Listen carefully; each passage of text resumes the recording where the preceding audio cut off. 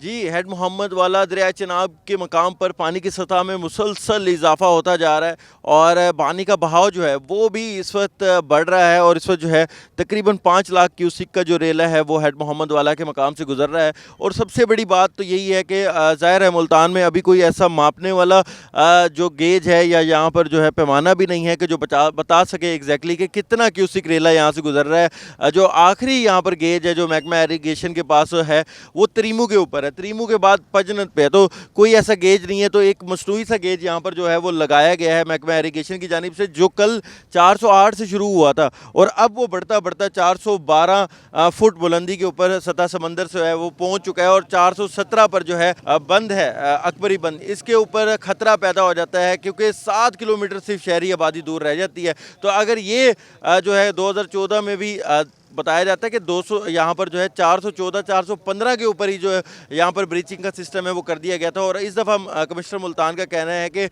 3 जाविये हैं जिसको देखकर ये अंदाज़ा लगाया जाएगा कि आया कि ब्रीचिंग करनी है कि नहीं करनी। हेड मोहम्मद वाला का रोड जो है वो अभी भी ट्रैफिक के लिए मुकम्मल तौर पर बंद है, आमदोरफ्त शहरियों की रोकी गई है और मकसद यही है कि अगर पानी की सतह मुसलसल इसी तरह बुलंद रहती है तो ब्रीचिंग की जाएगी और शहरी आबादी को जो है वो बचाया जाएगा। ये जो अकबर बंद है इससे मुल्का जितनी भी आबादियाँ थी वो ज़ेरे आब आ चुकी हैं, चाहे वो यहाँ पर घंटा घर की आबादी थी, बस्ती नवापुर थी, बिल्कुल तमाम जो घर थे वो कल ही पानी के जद में आ गए थे। तो अब तो मज़ीद पानी की जो सतह है वो कल से भी तकरीबन 3 से 4 फुट उसके अंदर इजाफा हुआ है। तो ये अलार्मिंग है। इसका मतलब ये है कि पानी की सतह में इजाफा हो रहा है और यहाँ पर जो शहरी हैं लोग हैं वो भी इनखला कर रहे हैं। अगर नहीं कर रहे तो पुलिस उनको ज़बरदस्ती यहाँ से निकालने पर मजबूर हो रही है। तो ये जो हालात हैं मुल्तान में इस वक्त भी सैलाबी सूरत हाल बरकरार है और अभी भी ऑन रिस्क है और इंतज़ामिया भी हाई अलर्ट है। और अगर ये गेज जो है वो 417 पर जाता है